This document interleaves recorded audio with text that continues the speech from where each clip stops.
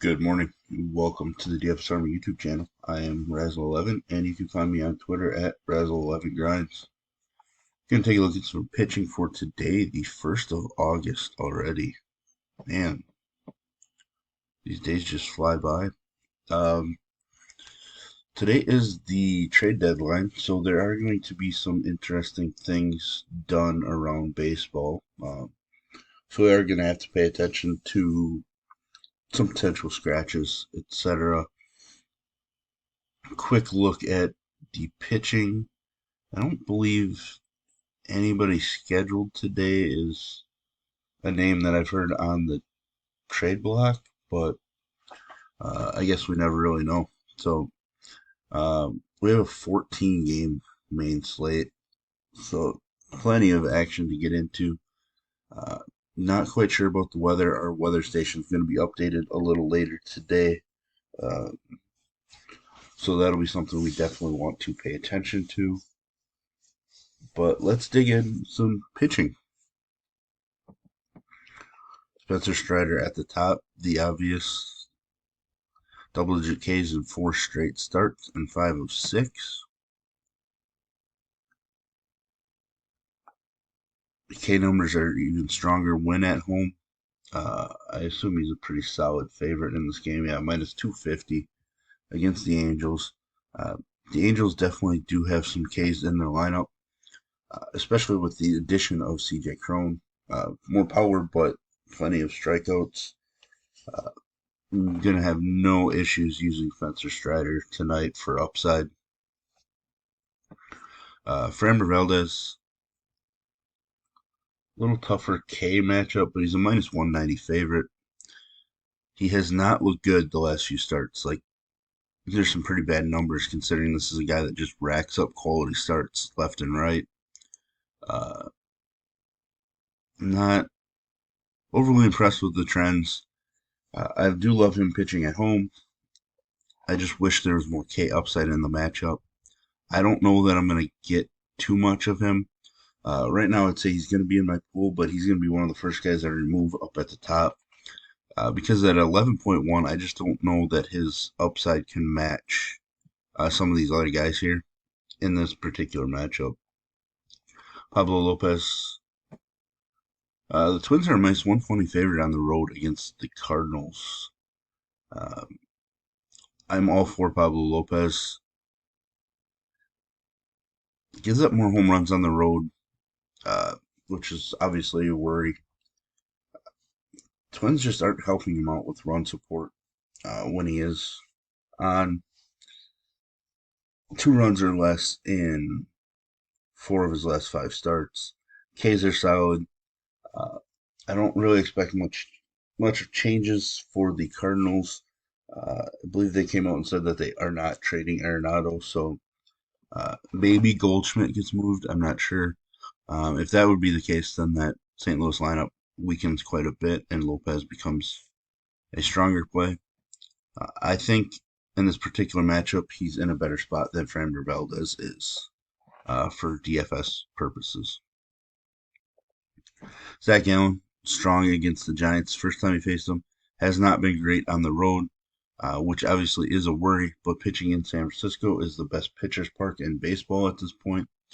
So I have no problem going with Gallen even on the road here.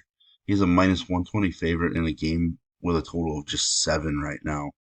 Uh, Hasn't been sharp the last few, so obviously there's some worries. Quality start against the Braves, which is nice to see. Um, I want to dig into Gallen's history in San Francisco just to see how that park has treated him. But for me, Zach Gallen is definitely an option for us tonight. San Francisco does strike out plenty, um, which helps with the matchup. So he's definitely in my pool. Eflin making his return from injury. I'm torn right now. The Yankees are striking out a ton. Uh, he struck out 9 against them the first time he faced them, but he did give up plenty of base runners, a couple home runs, which is always worrisome. Hasn't been strong on the road. Sorry, yawning. Um, So that's another worry. I might play the wait and see game with Eflin to make sure he's back completely. He is a minus 120 favorite. There is plenty of K upside, but I think I'm going to be off of Eflin as well. So uh, I'll put him on the outside looking in. Valdez right now is right on the border uh, tonight. I think there are plenty of pitching options, so I would assume that both Valdez and Eflin are out of my pool once all is said and done. Freddie Peralta on the road, not as sharp, coming off of an elite performance. 21 plus DK points in 3 of 4 starts as well. Um, I know Washington isn't a huge K team. Burns just struck out 6, I think, last night. Uh, but I like the way that Peralta's been throwing. I assume he's a favorite. He's a minus 160 favorite. Uh, I like Peralta. He's going to be in my pool as of now. I think it's a slightly better K spot than Valdez has. So, but they're in very similar situations. Valdez is a better pitcher to me overall, but Washington, the weaker opponent for Peralta. Bryce Miller against Boston. I don't think I'm going to go to Bryce Miller. Um, it's been decent. I mean, 4 home runs allowed last time out against the Twins, but still put up 14 DK points. It's not really going to get it done for us, but uh, I don't mind him. He's been filthy at home. Uh, he's a minus 115 favorite. Game total just 7.5. I think we have to consider him, but there's a chance that he ends up on the outside looking in once I try to put together an 8-man pool for tonight.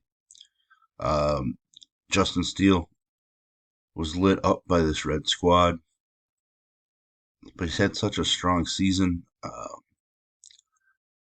Not sure what I want to do with Justin Steele yet. He's a minus 165 favorite. Uh, I want to see what the weather is in Chicago tonight. That really dictates what I do with pitching in Wrigley, is weather based. I think right now I'm going to pass on Steele until I can dig in, but there's definitely a chance that he comes back into my pool uh, as the day goes on. Carlos Rodon, I want to pick on Tampa a little bit, but it looks like some of the bats are heating up. The issue is some of those bats are left-handed, and he's going to neutralize them, or they won't even be in the lineup. The issue is he's not striking guys out, and he's walking too many. Uh, Strong start against the Mets, but still didn't rack up strikeouts, walked plenty. I'm going to have to pass on Rodon. I need to see him start putting up some upside performances before I even start considering him at this point. Brian Bayo, Mariners are heating up, but the game total is just 7.5, and he's just a slight underdog. So I am interested because Bayo gets a K jump in this matchup. He's not a huge K guy, which is kind of shocking. Has had dealt with some home run issues the last couple starts. He dominated the Seattle squad, even though he racked up walks. I think that might have been not quite a season high, second highest K performance of the season was against Seattle. That K increase is really intriguing for GPP purposes. So I'm going to keep Bayo in my pool, but he's probably more like a 15% play for me. Uh, Kyle Bradish, probably not going to get there against Toronto. Was strong against them, allowing just a solo home run, but took the L. Uh, on the road, he hasn't been as strong either. Coming off of a rough performance, I just don't think I can get there against Toronto. Um, Toronto is a minus 120 favorite. So I'd much rather play Bale. My apologies, keep yawning. Uh, Alex Cobb would definitely rather play Alex Cobb.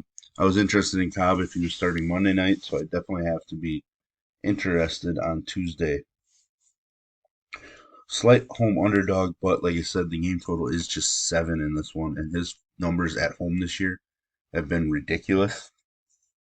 His run prevention at home is just insane so far this season, and he shut down this Arizona squad the first time he faced them. Uh, so I'm definitely interested in Cobb.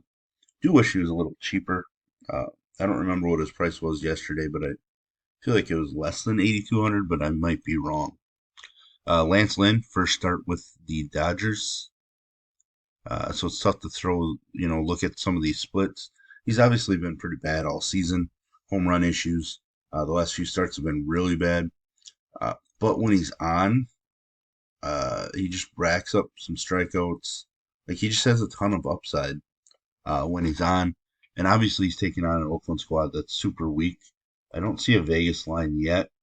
Um, my guess is like Lance Lynn might not be the official starter, but also with Oakland, uh, they could switch it up and go with an opener before Waldichuk. So we'll need to pay attention to that. But for now, Lance Lynn's definitely in my pool because of the upside. It's a scary one. I get it, but I'm going to play the upside side thing here in that one. No interest in Lively unless we find out it's super cold and windy in Chicago.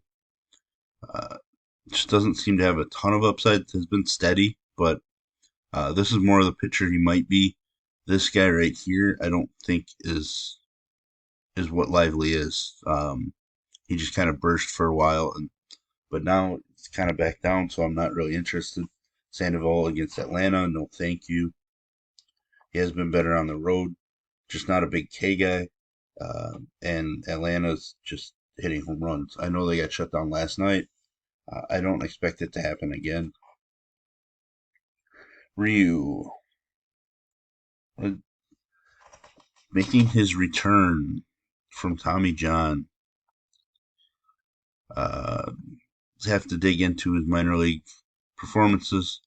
Uh, but I'm intrigued just because like this is a guy that led the AL and ERA and was a Cy Young finalist just a few years ago. Um, at 7K, it's interesting. Baltimore's offense is getting it done a little bit right now, so I'm just not sure. Toronto is a minus 120 favorite in the game.